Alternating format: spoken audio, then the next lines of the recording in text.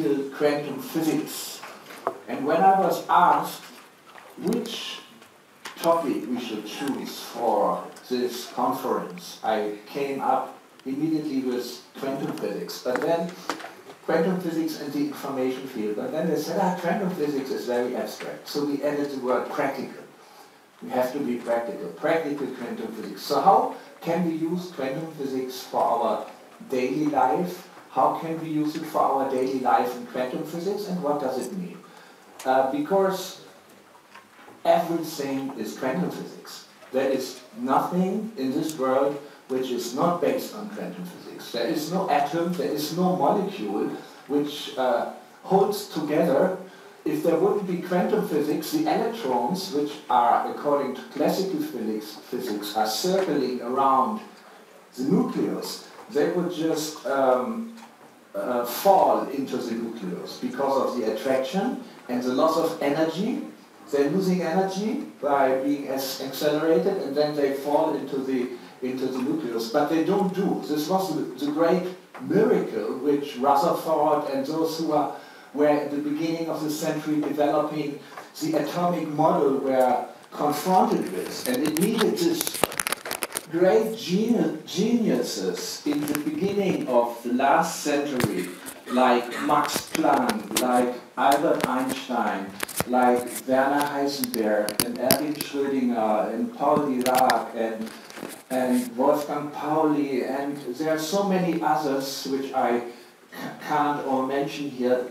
There were so many geniuses on the planet, physical geniuses. It was the golden time of physics because so many new things were discovered, and they found this miraculous foundation of the physical nature, which we know today as quantum physics. Oh, I forgot one important name. You should have reminded me. I forgot. Whom did I forget? Huh? No. He came much later. Whom did I forget?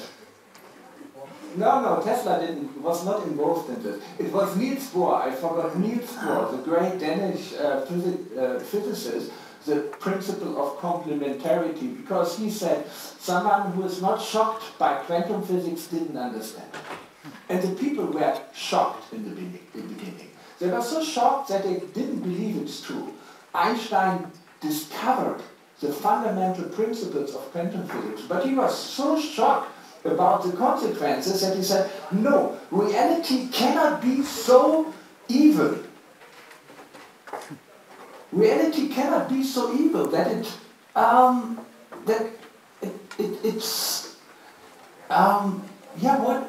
what shocked him so much? That he refused to believe in the very consequences of quantum physics almost for the rest of his life. And he almost fought it. And he had this great struggle with Niels Bohr in 1935, before the Copenhagen interpretation of quantum physics was agreed on by the physicists. He was so shocked because he believed that there is a physical reality, that these atoms and the elementary particles and the forces, that this is all real. That this is real. So it doesn't matter if it is observed or not. It's there. He believed in the reality and in the causality of reality. That everything which happens has a cause that it happens.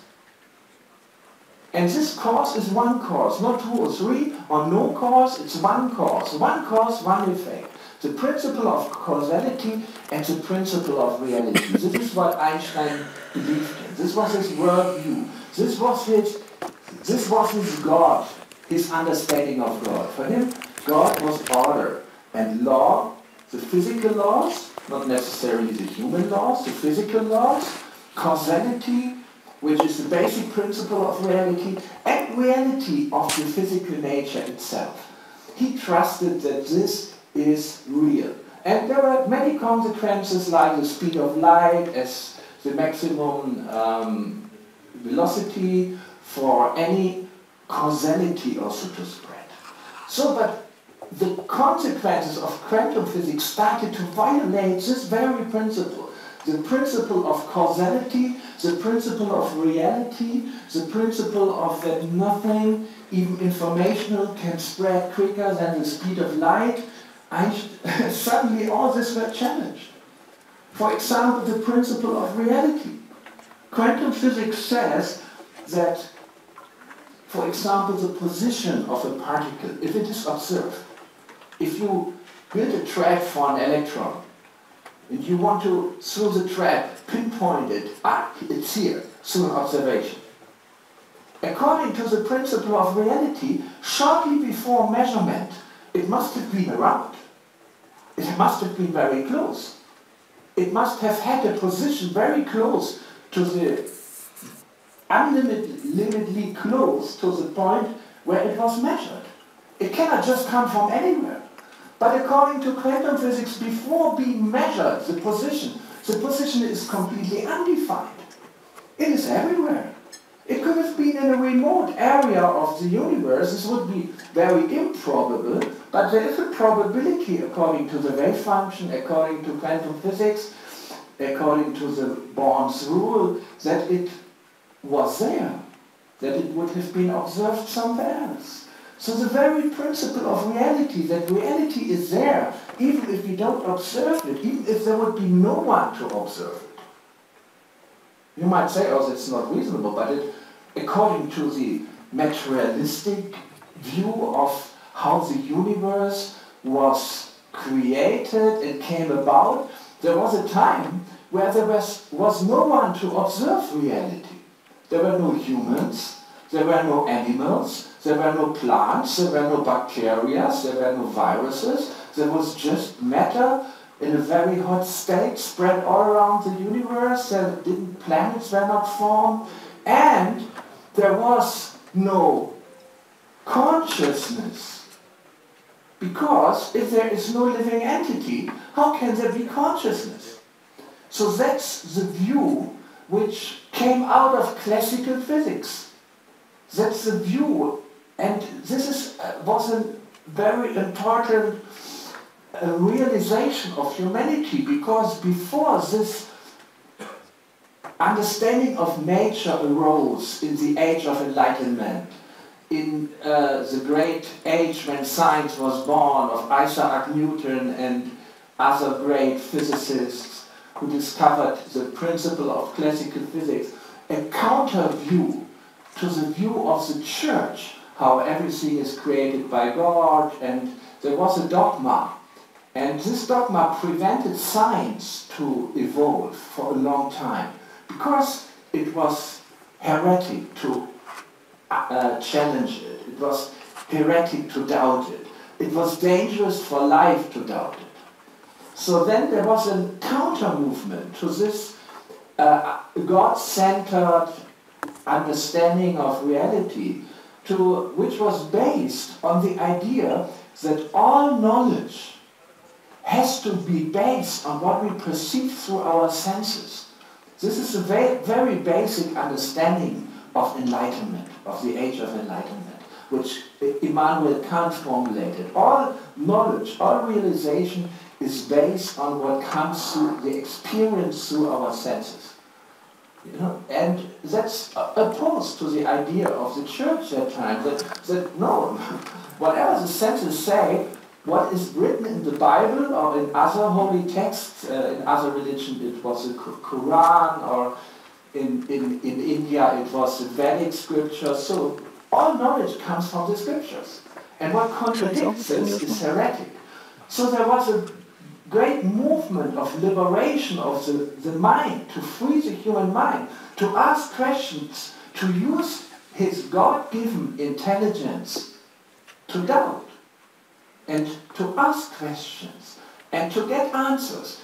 Because if this idea of God and how the universe is created by God, if this is true, our senses, if they would be applied properly, and our intelligence and mind, which are, if they apply properly, they will also come to the same conclusion. Why should it be contradictory? Why should God give us an intelligence, a mind, and senses which cheat us all the time, so that we always have to be prevented to use them? Doesn't make sense. Okay, you could say the senses and the mind and the intelligence are given by the devil. This could be an option, but this is a very dualistic worldview. So this was a liberation of the human mind, which was that time taking place in the European intellectual environment, and which led to the rise of physics in the end of the 19th century, in the beginning of the 20th century. Physicists believed that they can explain everything by the laws of physics. So reality, causality. In quantum physics, the result of a measurement is not determined by the conditions shortly before the measurement in a causal way, but in the moment of the measurement, in the moment of the observation. In this moment, the very function which describes the probability to find a particle anywhere in the universe collapses and is reduced to one specific state. And this specific state is chosen according to quantum physics by pure chance. It's a probability. So chance and causality really contradict each other. Therefore Einstein said, oh, the old guy, he doesn't throw dice. Yeah, Gott würfelt nicht. Probably he said it in German. Gott würfelt nicht. God doesn't play with chance around. Everything is in order. So it's not that quantum physics is the last word of science. I also have to say this. Everyone thought classical physics is the last word of science, and we are shortly before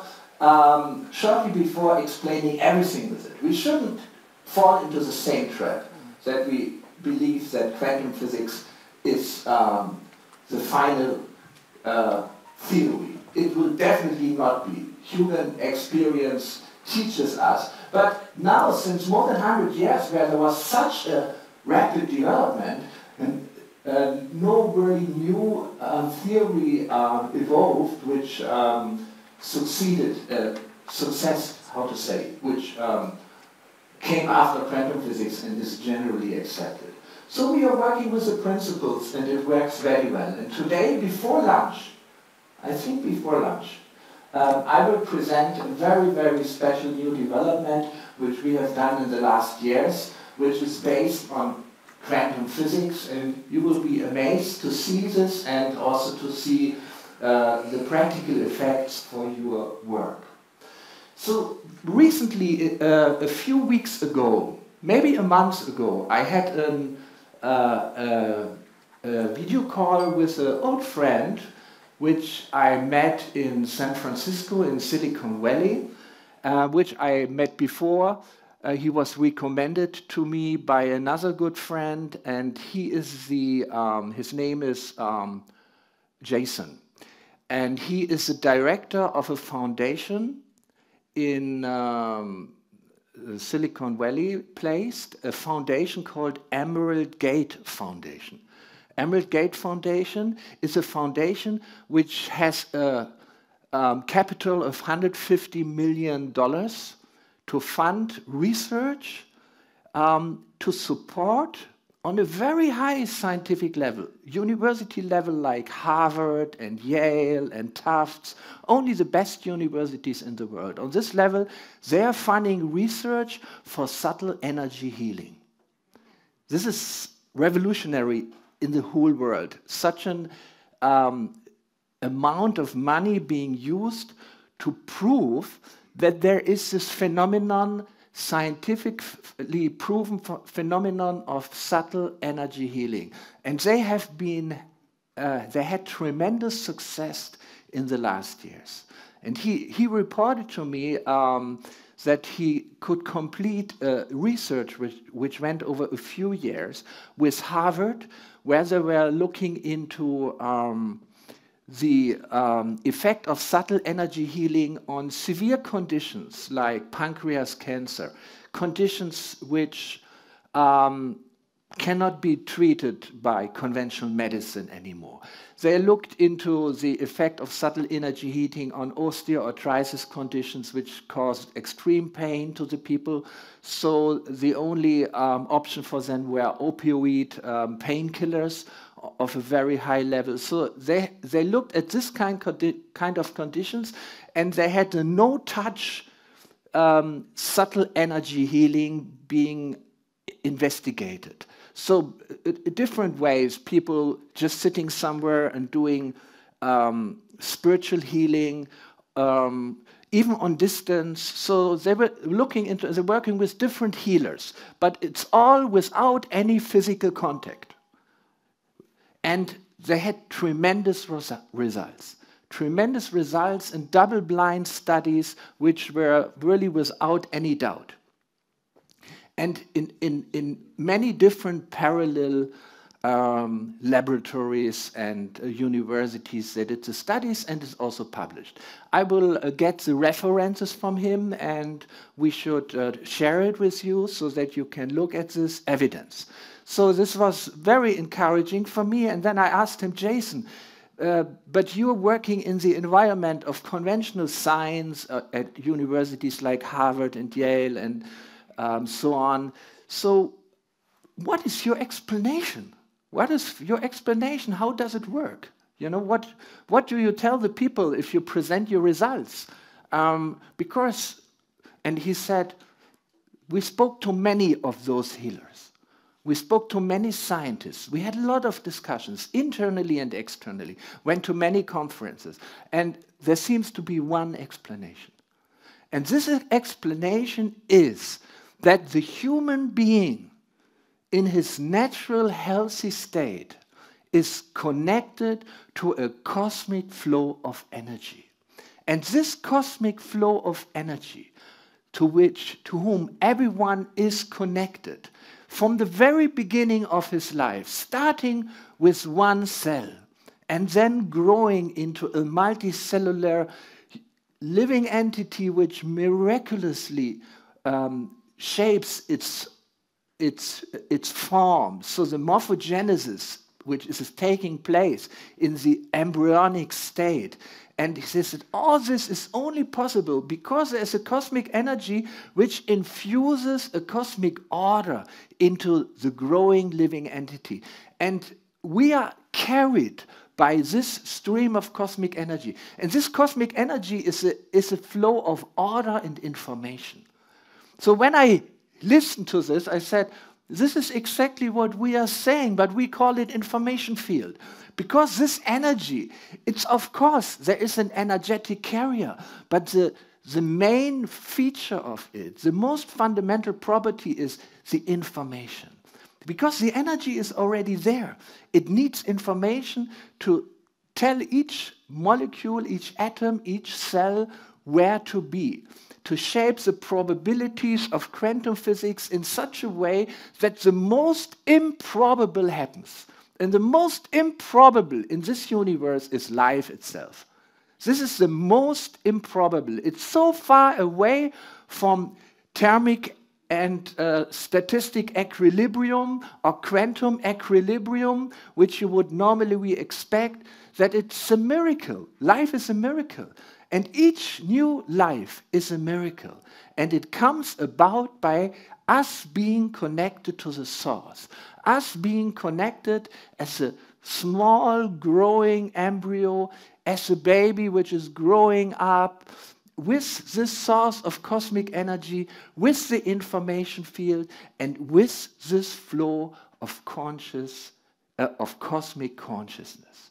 This was his explanation. But it didn't stop here. But that's fascinating. If this is a result of multi-million-dollar funded scientific research and all these discussions, this is very encouraging. This is very encouraging. So it didn't stop there. He said that because this didn't explain how subtle healing works, this explains how we work. And it also explains how we sometimes don't work. Because as we grow older, as we are growing up, and then we are growing older, which is inevitable, for some reasons, let's call these reasons life. It happens that we somehow more and more disconnect from this flow of cosmic energy. And then things start to become random. Then things start to get out of order. It normally happens when we are growing older. Sometimes it happens already before. Due to some reasons, there might be genetic defects, there might be other disorders, which happen also in the more early part of life. But even this has a reason in the cosmic information field. But we are getting partially disconnected because we are free living entities. We have our own consciousness which works individually, which works also separated from the cosmic consciousness. This one stream of cosmic energy has its own consciousness. And that's a very important aspect because, remember, in the view of classical physics, consciousness came about only after complex living entities, advanced living entities like animals and human beings came about. Consciousness was a product of evolution. According to this view which Jason presented to me, which other scientists like the Nobel laureate Roger Penrose and the quantum biologist Stuart Hameroff are also proposing and publishing nowadays in many papers, consciousness is a fundamental property of matter. Even more fundamental, consciousness is a fundamental property of space itself. And space is a fundamental reality behind matter in the theory of general relativity, where the curved space is gravity, and gravity is mass, and mass is matter. So consciousness as a fundamental aspect of reality. So consciousness is not just within, but it is without. Consciousness is present everywhere, but especially in the stream, in this flow of cosmic energy, which is one life energy, one prana, one chi in the universe, and it expresses itself in each individual living entities. So this is the consciousness which actually creates information. Information is never information for itself, but information is always information for someone receiving it. So therefore, we speak about information if it has a meaning, and it has a meaning for a consciousness. And this consciousness can be individual consciousness, like you and like me. We have individual consciousness. We are an individual expression of the cosmic energy, of the cosmic order, materializing in a body, in this world, to experience reality in a very unique, very individual way. This is what we are. We are an absolute individual, unique expression of the cosmic energy and the cosmic consciousness in order to experience life in a unique way. And not only experience it in a unique way, but also shape it in a unique way. Life is a question to us. It's a question mark. And everyone has a different question. And our life is an answer to this question. So it's not just a question, it's not just for us to experience life, but it's about us to leave our unique individual contribution in this world and in this life.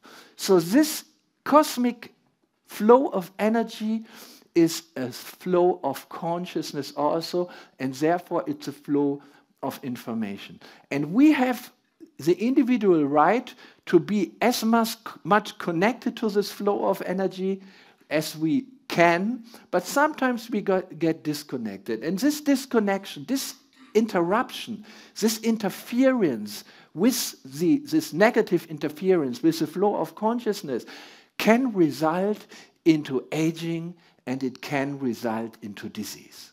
And this is what is happening all the time, and this is what we are confronted in. All the conflicts which happens in our life are caused by an individual disconnection from this cosmic energy. We shouldn't feel guilty about it because this is a natural expression of individuality. This is the price for us to be individual. God created us with a free will. God created us as an individual, so we have the right to make mistakes. So it's not a sin to make mistakes, but to not willing to rectify the mistakes. This is called a sin. So we can make mistakes and we can learn, and this is why we are here. So we understand that disease and other conflicts are a result of being disconnected, or there being a partial disruption in this flow of cosmic energy. And this can happen to certain degrees, can happen very completely so that we die, but it can also happen partially so that there is a manifestation of different conflicts and diseases happening in our life. So how is this connected to the phenomenon of subtle energy healing? So he said that certain individuals have the special gift to reconnect others through their consciousness, through their expanding consciousness, to reconnect others to this cosmic flow of energy. And these are the subtle energy healers of the different traditions, which you find everywhere. Some people are born like this, and they just discover, oops, I can do miracles with my hands, I can do miracles with my wishes, and they get recognized as saints in different religions, or they are persecuted as witches in different religions. Everything can happen to them. So, and everything always happened to them. So this is the ability which naturally some people are just gifted by. It's a talent, and other people learn it. And other people get this gift from other people, like by initiation, by inspiration. But it's a fact that some people have this special gift to reconnect others through their own expanded consciousness with this cosmic flow of energy, with this cosmic flow of consciousness. Reconnect them, and then miraculously things are happening. Spontaneous healings are happening. Remissions are happening. People get the power to solve their own conflicts. And this is something which is happening all the time, and it can be proven scientifically. So how is this connected to our work with TimeWaver? I believe that everyone has this ability which Jason gave as an answer how subtle energy works. That every person, because he is endowed with consciousness, and consciousness through its intention directs cosmic energy, everyone is able to reconnect others to the cosmic energy, to the cosmic consciousness, to the cosmic or global information field. Everyone has this power through his inborn consciousness. We can do this through our intentions, through our consciousness. And this is why we all have this ability, everyone to a certain degree. And TimeWaver is a technology, is a strategy, you can say. I always didn't like, before we called it information field medicine, but now we call it information field technology. I don't like this term technology too much, to be honest. TimeWaver, a technology. It's a strategy to work in the information field, to apply your own consciousness through real quantum processes which are taking place in the TimeWaver, in the two electronic quantum processes and in the light quantum resonator. Through these quantum processes, we are able, with our intention, with our focus, with our good intention, and our intention connecting to the intention of the patient or of the client. In this way, we are able to, with TimeWaver, reconnect the people to the cosmic information field, or as we call it, the global information field. Every living entity has an individual information field because he has an individualized consciousness. He is an individual expression of the cosmic energy. So each living entity has an information field. We call it the individual information field. Information fields are not just floating around, but they are always centered in a living entity, in a consciousness. Therefore, there is individual information fields, but there is also a global information field. This is what Roger Penrose considers to be the consciousness of the space itself. For Roger Penrose, each quantum process, each reduction of the wave function of gravitational tensions in the space, in the universe, it's a proto-consciousness. For him, these are like proto-moments of consciousness which happen in space everywhere. And they are combining, and he developed the theory together with Stuart Hameroff of orchestrated objective reduction. The reduction of the wave function which is taking place by an objective cause, by a certain tension in the gravitational field, is orchestrated. So many of the small proto-consciousness coming together, creating a consciousness which, for example, is a consciousness of a living entity. But it's all created by the connection to this cosmic consciousness, to this cosmic energy. And this idea that the cosmic energy can be guided by our intention or our individual consciousness is there in all the ancient traditions. For example, in the Chinese tradition, in the tradition of the Tai Chi, of the Qigong, it's consciousness only which guides movement, and it's consciousness only which guides the flow of the energy. Through your intention or your visualization in Qigong, you are guiding the energy flow in your own body. And in Tai Chi, through your consciousness, you're creating movements, and through your consciousness, you're creating movements which go along with the flow of consciousness, also in external space. In this way, I have seen personally, when I was still young and the world was young, I had an encounter, it's time. I just started. I have more sessions tomorrow and at lunchtime. You see me all over the program, so don't worry. Yes, I just want to complete the story. When I was younger, I had some issues with my knee. I had an operation with my left knee when I was 27 already, and the doctor said, "Oh, that's osteoarthritis, and you have it in both knees." So I visited a subtle energy healer, who was in a kind of in a Chinese tradition, but he was more a shamanic martial arts guru who was trained by an invisible guru, teacher, shaman in Siberia.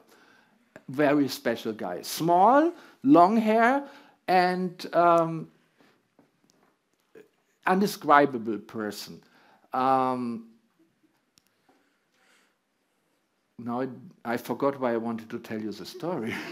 I got so excited by remembering. His name is Helmut. He's still around. He was fighting against big kung fu masters. Now I remember.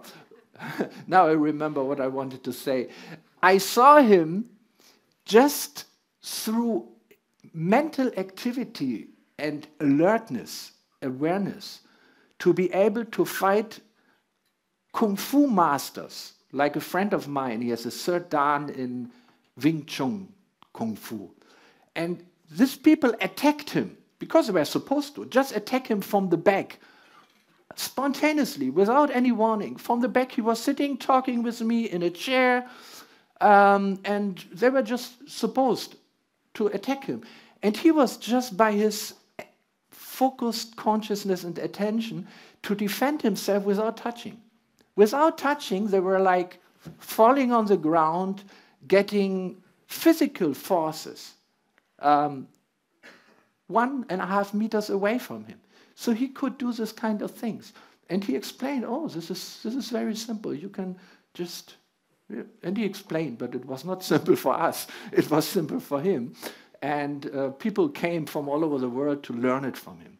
So he had a very undercover type of martial arts school. So this was an example for me how consciousness can do everything also in the external physical reality. So with TimeWaver, we are doing exactly this. We are reconnected. We are reconnecting through our own conscious work, through our own intentional work, through the quantum process of TimeWaver. We are helping people to reconnect to the cosmic energy, to reconnect to the information field. And in this way, we are helping the people. And of course, we are not only doing this, we are also identifying why the connection and how the connection to the cosmic information field is broken or is interfered. At which places, because the analysis in the information field points exactly to those, in the archetypal language, to those areas in which the conflicts are there, to help the people understand and not just do a miraculous effect, but to help people to understand and work in their own consciousness. So the effect of TimeWaver is on both levels. It's there to make things conscious to the user, to the therapist, but also to the client. But on the other way, it's doing the reconnection to the cosmic energy. And this is what we, as a user of TimeWaver, are an instrument for, through our own very consciousness. So there's much more I wanted to share with you, but my time is over. But I have more time tomorrow morning, so I'm looking very much forward to see you from this perspective again, but I will be seeing you from the other perspective all over the day. So I wish you a wonderful day, lots of inspiration, and I know my next speaker will be connecting probably to similar topics I was speaking about. I'm very curious already to what Professor Raag will say. So thank you very much. Have a great day. Thank you. Entschuldigung.